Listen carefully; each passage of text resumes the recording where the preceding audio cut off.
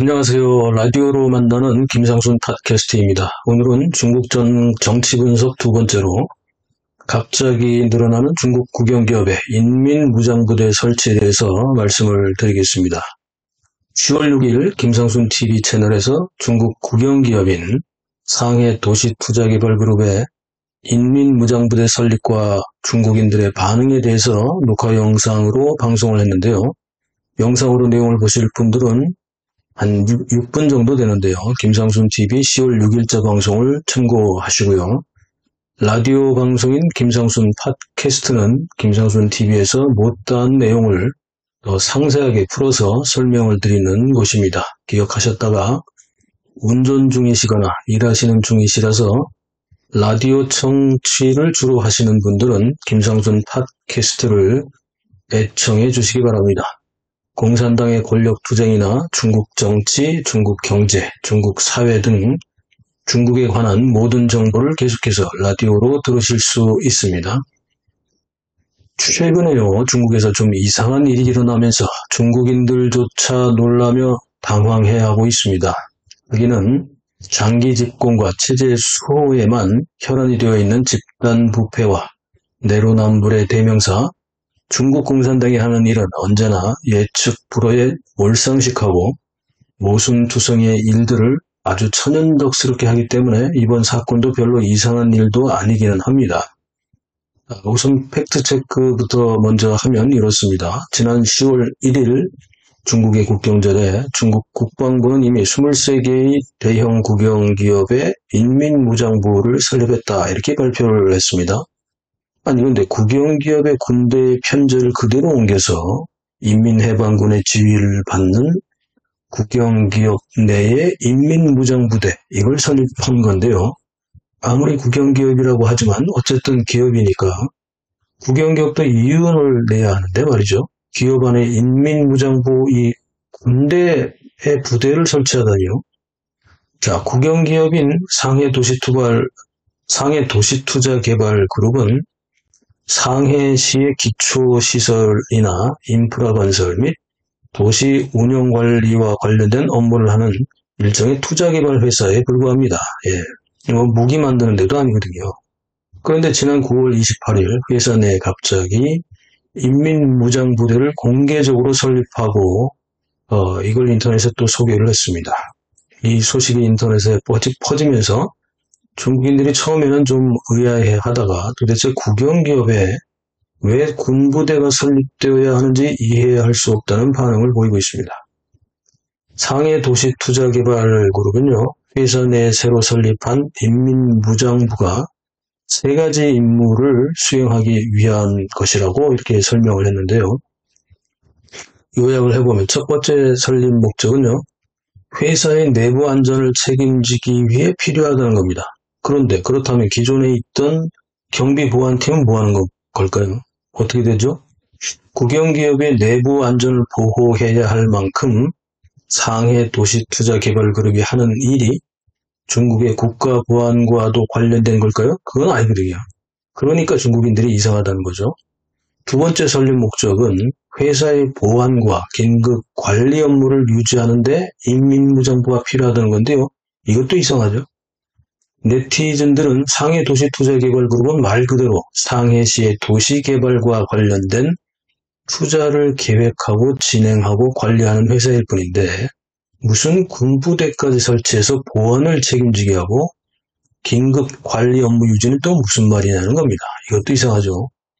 세 번째 설립 목적은 국영기업 내에 설치된 인민무장부가 상해시 지방정부와 상해시 공안부문과 협력해서 사회의 안전과 공공안전을 유지하기 위함이다, 또 이렇게 설명을 했는데요. 아니 그렇다면 상해시를 관장하는 공안부나 군부대는 뭐하고 있고, 아니 국영기업에 설치된 인민무장부대가 나서야 할 정도로 상해의 사회안전과 공공안전이 위협받고 있는 걸까요? 이것도 이치에 맞지 않습니다. 이게 한국이나 서방 국가들에서 이렇게 얘기했다가는 말도 안 되는 얘기가 당장 난리가 나죠. 그런데 상해도시투자개발그룹은 스스로도 이 세 가지 설립 목적이 좀 이상했던지 부연 설명을 또 했는데요. 이 부연 설명을 통해서 인민무장부대의 설립이 타당하다 이렇게 또 보충 설명을 하는데 이게 또 더 이상합니다. 자, 이 보충 설명이 더 이상한데 뭐라 했냐면 두 가지 변명을 늘어놨는데 말 그대로 그냥 변명에 불과합니다. 첫 번째 변명은 뭐냐면 국영기업 내에 인민무장부대를 설립하는 것은 중국의 법률과 정책 규정에 부합한다. 뭐 이런 건데요. 뭐 이건 사실 실제로는 그렇습니다. 예, 맞는 얘기이기도 한데요. 실제로 중국의 관련 법률과 정책에도 이런 내용이 있기 때문에 이 내용은 뒤에 가서 인민무장부의 역사와 배경 등에 대한 설명에서 뒤에 가서 좀 상세히 설명을 다시 하겠습니다. 뭐 이건 말은 맞아요. 예.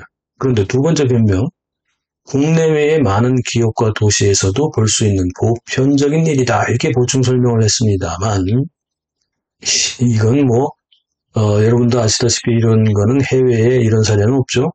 뭐 중공이 통제하는 중국에서는 그냥 자기들 편한 대로 우기면 됩니다. 늘 하던 대로.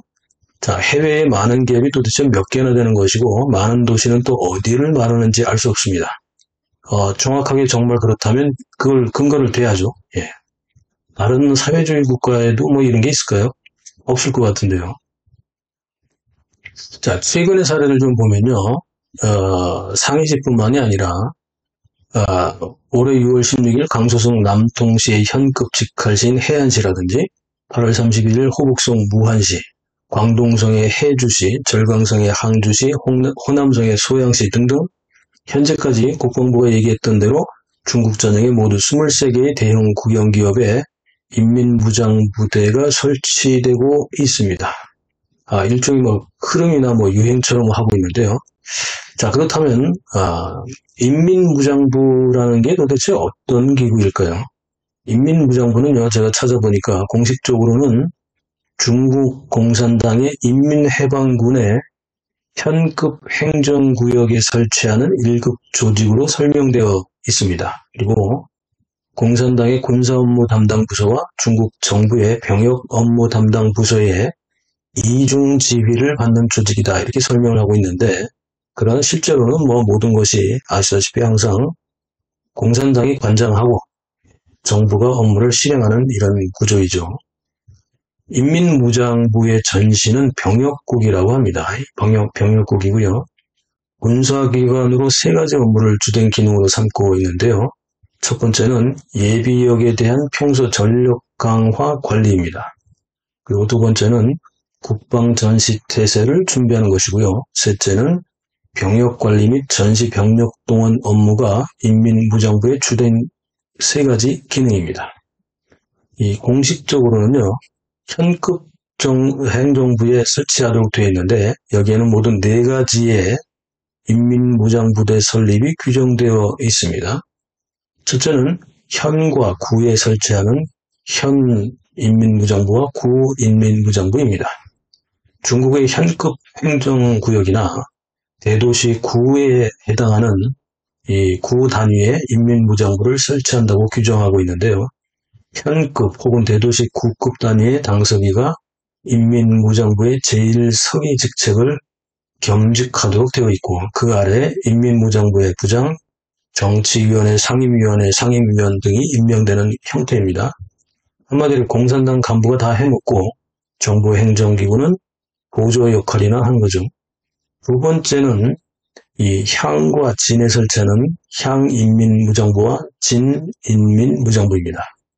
아시다시피 중국의 행정단위는 성이 있고 시가 있고 현이 있고 그리고 그 아래 향과 진이 있는데요. 향과 진에 설치하는 인민무장부에는 부장 1명과 부부장 및 간사가 한두 명이 배치가 되는데 지휘부는 대략 8명 정도로 구성이 된다고 합니다. 세 번째가 국영기업 인민무장부입니다. 사실 이렇게 앞에서 말씀드렸듯이 국영기업도 인민무장부를 설치할 수 있습니다. 중국의 국방법과 민병조직법 등에 의해서 사실 국영기업에도 법적으로는 인민무장부를 설치할 수 있게 되어 있기는 합니다. 이유는 뒤에 가서 설명을 좀 하겠습니다. 자, 어쨌든 국영기업 인민무장부에는 1000명 이하는 간부 1명, 1000명에서 5000명 사이는 부장 1명, 간사 1명, 5000명 이상일 경우에는 부장 1명, 부부장 1명, 간사 2명으로 구성이 됩니다. 네 번째는 각 대학에 설치하는 대학 인민무정부입니다. 이 전문대를 포함해서 4년제 대학에도 교직원과 학생 합쳐서 5천 명 이상이 될 경우에는 중앙정부의 처장급 수준으로 그 대우를 받는 인민무장부의 부장이 지휘를 하고 1,000명에서 5,000명 이하는 부처장급 대우를 받는 인민무장부의 부장이 지휘를 하고 간사를 각각 한두 명씩 둘 수가 있고요. 5,000명 이상으로 10,000명일 경우에는 부장 1명에 간사는 2에서 4명까지 둘 수가 있다고 합니다. 자, 인민무장부의 조직은요, 3가지 병과로 구성이 되는데요. 첫 번째는 군사과입니다. 군사과는 민병 군사훈련 계획에 따라서 여기에 속하는 부대원들은 평소에 군사훈련을 받게 되는데요. 인민무장부에 소속되는 사람들은 모두 예비군들이 충당이 됩니다. 예비군들이 충당이 되고요. 그리고 부대 규모가 클수록 현역 장교가 인민무장부 부장을 맡기도 합니다. 작으면 예비군들이 다 하죠. 두 번째 병과는 정치공작과입니다.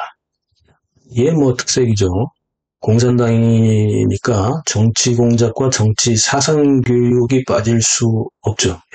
선전선동의 정치공작도 해야 되고 정치사상교육을 해야 되니까 이들은 인민무장부 내부의 정치공작과 사상교육 및 내부의 사상감시와 동향을 감찰하고 감시하고 감독하는 역할을 합니다.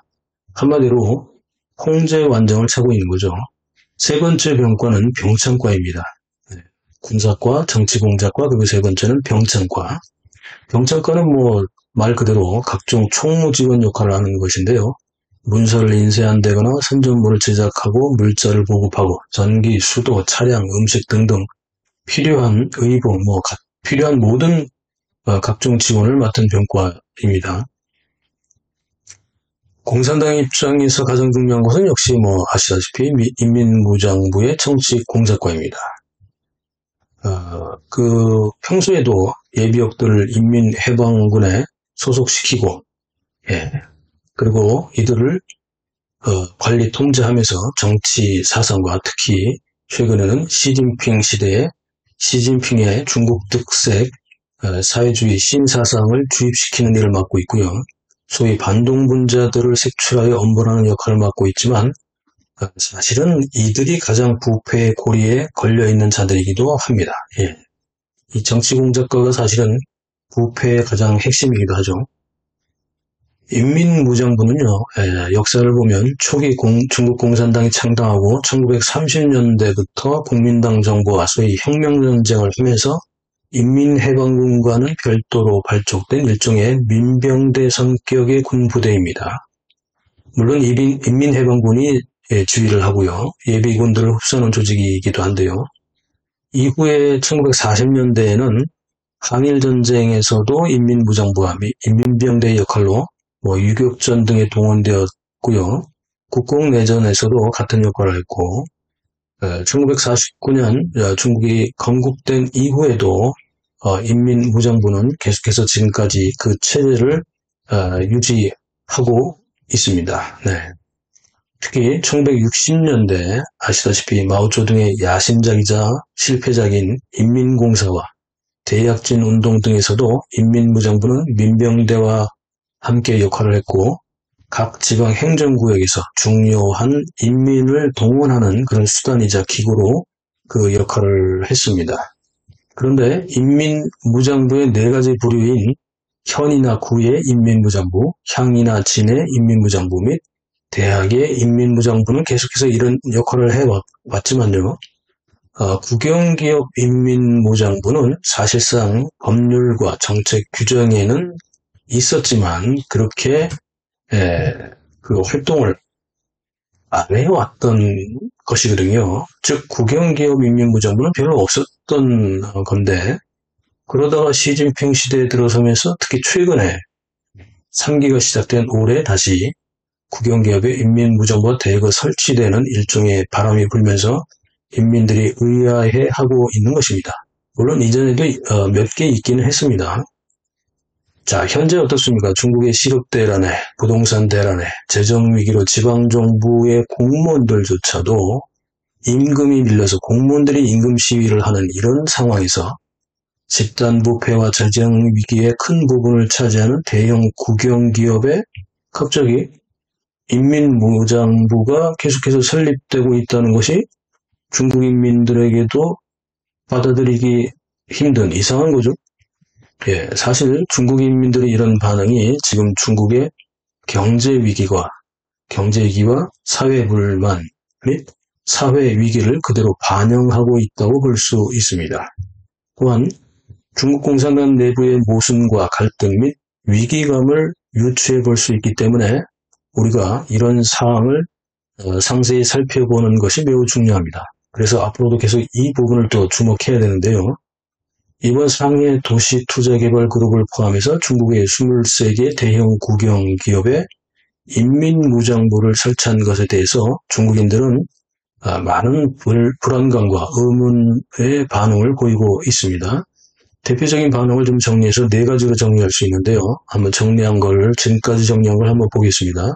물론 앞으로도 늘어날 수도 있겠고요. 첫 번째는 국영기업에 왜 군부대를 설치하여 오히려 불안감을 조성하냐, 이런 비판이 있습니다. 국영기업에 왜 군대가 필요하죠? 그죠? 전쟁을 하고 있는 것도 아닌데. 그렇다면 혹시 전쟁 준비를 본격적으로 하겠다는 신호로 읽어야 될까요? 그러니까 불안감을 조성하냐, 이런 비판이 있는 거죠. 전쟁할까요? 둘째, 국영기업인 도시투자개발회사의 군사화 관리가 필요한 만큼 혹은 다른 대형 국영기업 내부에서 군사화 관리가 필요한 만큼 대형 국영기업 내부에 각각 무슨 문제가 있느냐, 이런 의문이 또 제시되고 있습니다.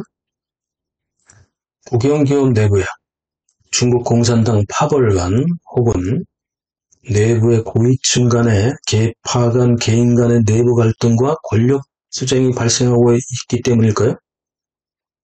이런 의혹은 점점 더 커지고 있습니다. 이 부정부패로 수청되는 사람이 많다는 것은 내부 고발 때문에 그런 건데요. 결국 서로 경쟁하다가 상대를 찔러버리는 거죠. 자, 세 번째, 국영기업으로 인한 경제 위기나 사회 위기를 미리 각 국영기업에 인민무장부대를 설치해서 미리미리 예방하고 만약에 사태가 발생하게 되면 긴급 사내에서 출동해서 바로 제압해버리겠다는 의미냐, 이런 비판을 하기도 합니다. 이것도 가능한 얘기예요. 특히 중국의 부동산 그룹 몰락과 국영기업의 재정 악화와 심각한 집단 부패로 급여를 받지 못하는 사태가 계속 각 부문별로 각 도시에서 곳곳에서 일어나고 정부에서도 공무원들도 임금 시위를 하고 있을 정도로 이 국영기업도 사실상 부동산 분야와 함께 중국의 향후 중요한 사회 소요 사태의 발생의 근원지가 되고 있다고 저는 판단합니다. 예, 실제로 그런 징조들이 많이 나타나고 있고요. 중국인들도 그런 생각을 하고 있는 것 같습니다. 네 번째, 인민무장부대의 설립은요, 국영기업의 재정 악화를 더욱더 악화시키는 일종의 부담이 될 것임에도, 그럼에도 불구하고, 이게 분명하죠. 예, 악화되겠죠, 그죠? 왜냐하면 수익에 대한 기여가 인민무장부대가 있을 리가 없죠. 그리고 오히려 막대한 재정 지출이 요구되는 이런 인민무장부대가 국영기업에 설립이 되면, 이건 국영기업이 망하는 길로 간다고 볼 수밖에 없습니다. 이런 비판이 있는데요. 이런 또한 국영기업이니까 결국 인민들의 부담이 되는 거고 설립 목적과는 반대로 오히려 사회 안정과 공공안전의 불안 요소가 된다는 거죠. 이것도 맞는 얘기죠.